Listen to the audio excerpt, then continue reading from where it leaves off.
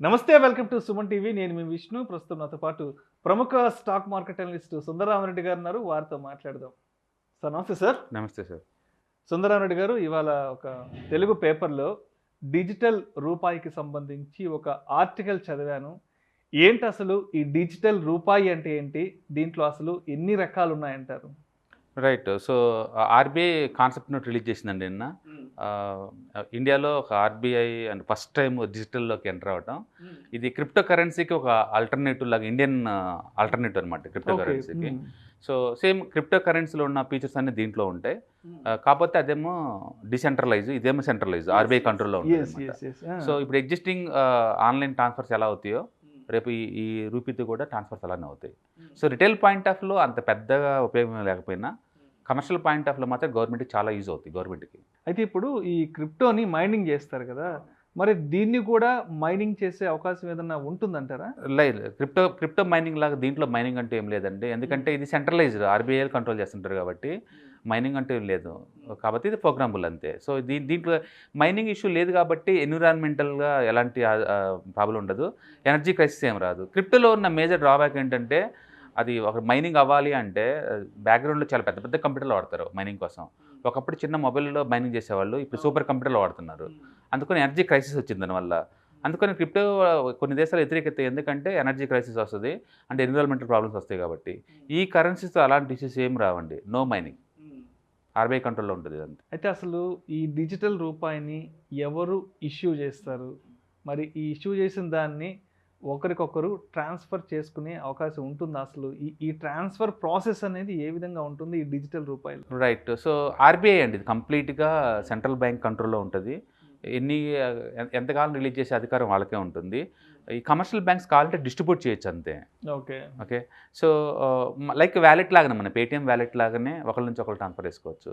అచ్చం బ్యాంకుల ద్వారా చేసుకోవచ్చు. లేదు అంటే సర్వీస్ ప్రొవైడర్ రేపొద్దున లైసెన్సులు ఇస్తారు. లైక్ థర్డ్ పార్టీ ఏజెన్సీకి వయా విత్ వాళ్ళ ద్వారా కూడా వాలెట్స్‌లో ట్రాన్స్ఫర్ చేసుకొని మనం ట్రాన్స్ఫర్ చేసుకోవచ్చు. జస్ట్ లైక్ ఆన్‌లైన్ ట్రాన్స్ఫర్ లాగానే దీన్ని కూడా వాడుకోవచ్చు. హ్మ్. అయితే అంటే దీనికి సంబంధించి వడ్డీ కూడా ఏదైనా ఉంటుందా? ఈ నో. డిజిటల్ రూపాయికి నో, సంబంధించి? వడ్డీ ఏమి ఉండదండి. ఇది కంప్లీట్‌గా ఇంట్రెస్ట్ ఇస్తామని ఆర్‌బీఐలో కాన్సెప్ట్ నోట్స్‌లో ఎక్కడ చెప్పలేదు. అందుకని వడ్డీ ఏమి ఎక్స్‌పెక్ట్ చేయకూడదు దీని నుంచి. జస్ట్ లైక్ క్రిప్టో లాగా అంతే ఉంచుకోవటం అంతే. సో, ట్రాన్స్ఫర్ చేసుకోవచ్చు, బై సెల్ చేసుకోవచ్చు అంతే. వడ్డీలాగా లేదు. ఎందుకంటే కమర్షియల్ బ్యాంక్స్‌తో నువ్వు డీల్ చేయట్లేదు ఇక్కడ. వడ్డీ రాదు.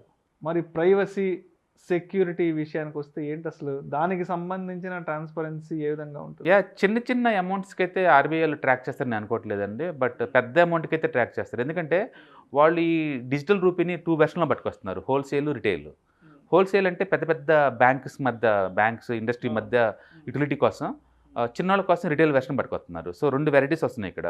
ఇప్పటికే వరల్డ్ వైడ్‌గా ఆల్మోస్ట్ ఒక 70 సెంట్రల్ బ్యాంక్స్ ఇంట్రెస్ట్‌గా ఉన్నాయి ఈ ఏరియాలో.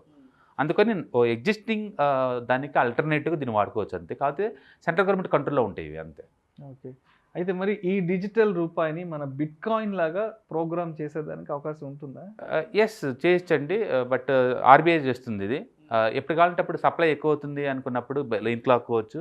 డిమాండ్ క్రియేట్ అవుతుంది అనుకున్నప్పుడు వాళ్ళు సప్లై చేసుకోవచ్చు.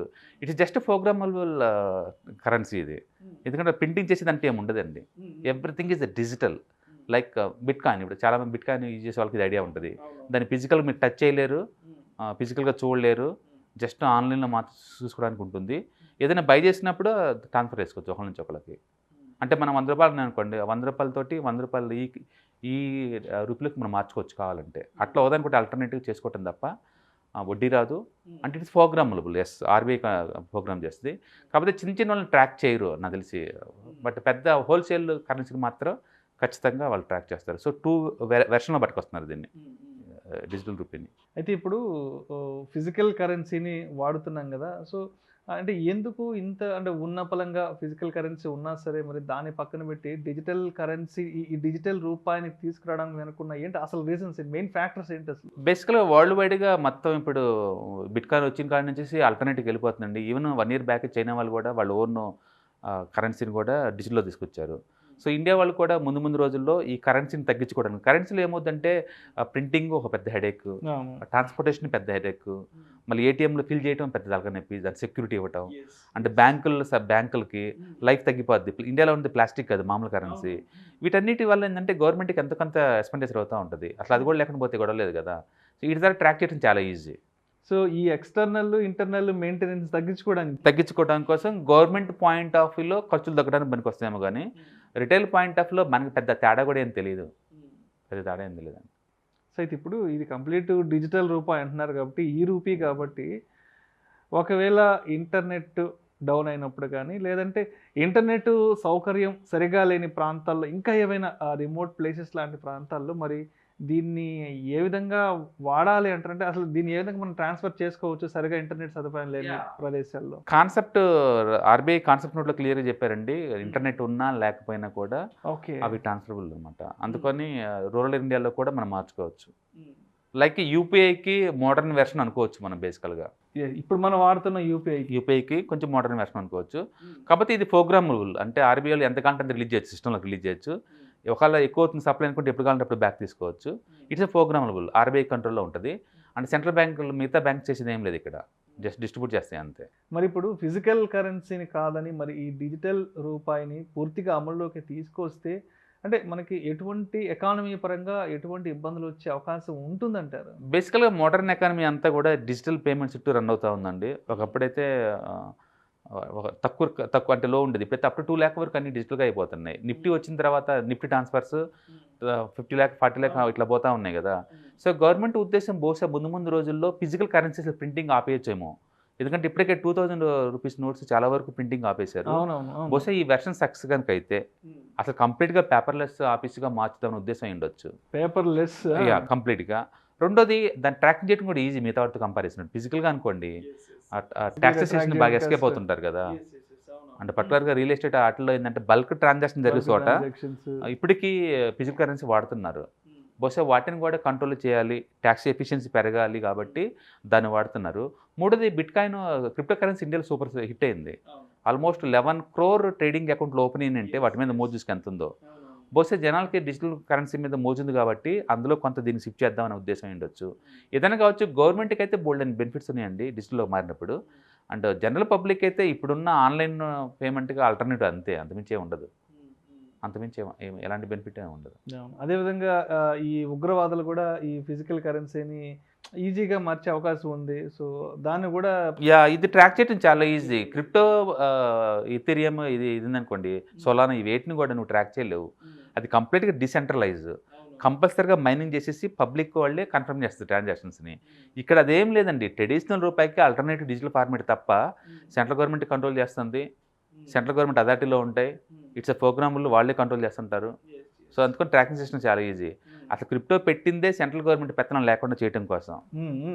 ఇప్పుడు మళ్ళీ గవర్నమెంట్ వాళ్ళు సొంతంగా పబ్లిష్ చేసినంత మాత్రం క్రిప్టో అవదండి. కాకపోతే ఇందులో బీటీ ఏంటంటే ముందు రోజుల్లో కరప్షన్ తగ్గడానికి ఛాన్స్ తగ్గడానికి, అంటే క్రిప్టోలో కరెన్సీలో ఉన్న టెక్నాలజీని వాడుకోవడానికి పాసిబిలిటీ ఉంటుంది.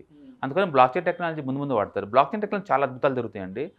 ట్రాన్సాక్షన్స్ స్టోర్ అయింది అనుకోండి డిజిటల్ ఫార్మేట్లో, వాటిని ఎవరు క్యాన్సిల్ చేయలేరు అండ్ దాన్ని జీరో చేయలేరు.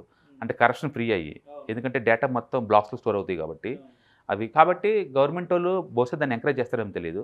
మొత్తానికి ఏదైనా కావచ్చు. ముందు రోజుల్లో ఇండియాలో బిట్ కాయిన్కి ఆల్టర్నేటివ్గా మేమున్నాము అని చెప్పేసి ఇది ప్రోగ్రామబుల్గా దీన్ని డెవలప్ చేస్తున్నారు.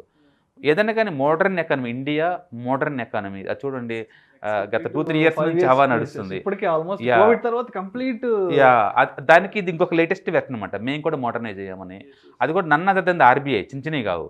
ఆల్మోస్ట్ 5G కూడా వచ్చేసి డెఫినెట్గా డిజిటల్ ఎకానమీ వరల్డ్ లీడింగ్ అండి. ఇప్పటికే వరల్డ్లో హైయెస్ట్ పేమెంట్లు యూపీఐ పేమెంట్స్. ఒక లాస్ట్ మంత్లో 11 lakhs crore ట్రాన్సాక్షన్ జరిగింది యూపీఐ పేమెంట్స్. అంటే చైనాతో పోల్చుకుంటే 2 times ఎక్కువ, అమెరికాతో పోల్చుకుంటే 7 times ఎక్కువ పేమెంట్స్ అవి డిజిటల్గా. అలాంటి వాళ్ళని ఇప్పుడు కంప్లీట్గా డిజిటల్ రూపీ పట్టుకొచ్చారనుకోండి, అది ఇంకా ఇప్పుడు కరెక్షన్ ఫ్రీ అవుతుంది అనమాట. గవర్నమెంట్ ట్రాకింగ్ కూడా చాలా ఈజీ అవుతుంది. సో ఎంతవరకు సక్సెస్ అవుతుందో లేదో ఒక 5-6 నెలలు పోతే కానీ మనకు ఐడియా జనరేట్ అవుతుంది.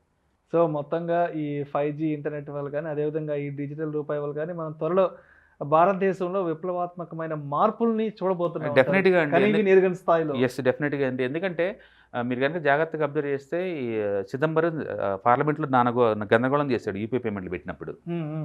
ఇప్పుడు అసలు అది గంగిరెద్దులకు కూడా మనం డిజిటల్ పేమెంట్లు పే చేస్తున్నాం. పెళ్ళిళ్ళప్పుడు కూడా దిష్టి తీసి డిజిటల్ పే చేస్తున్నాం. సో టెక్నాలజీ ఇంత త్వరగా అడాప్ట్ చేసుకుంటారనే విషయం వాళ్ళు కూడా అంత అర్థం కాలేదు. బట్ సూపర్ హిట్ అయింది. ఒక మైక్రోసాఫ్ట్ విండోస్ ఎంత పాపులర్ టెక్నాలజీలో, పేమెంట్ సిస్టంలో యూపీఐ సిస్టమ్ అంత పాపులర్ అయిపోయింది ఇండియాలో. సో అందుకని రూపీస్ కూడా సక్సెస్ అవ్వచ్చు. ఓకే, ఎందుకంటే అది జస్ట్ నార్మల్ రూపీలానే.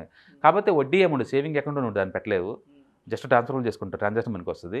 అండ్ బల్క్ వాళ్ళ కోసం సపరేట్గా హోల్సేల్ తీసుకొచ్చినారు కాబట్టి మరి దీనికి ప్యారల్గా మరి ఎట్లా డిఫరెన్షియేట్ చేస్తారో మనం వెయిట్ అండ్ వాచ్ అనమాట, చూడాలి. Thank you so much Sundara Reddy గారు. ఈ డిజిటల్ రూపాయి ఎందుకు వస్తుంది, అసలు ఈ డిజిటల్ రూపాయిని ఎవరు ఇష్యూ చేస్తున్నారు, ఎటువంటి కారణాల వల్ల ఈ డిజిటల్ రూపాయిని central bank, reserve bank of India తీసుకొస్తున్న అంశం గురించి ప్రేక్షకులకు మీ విశ్లేషణ ద్వారా చాలా చక్కగా వివరించారు. Thank you so much sir. Thank you sir.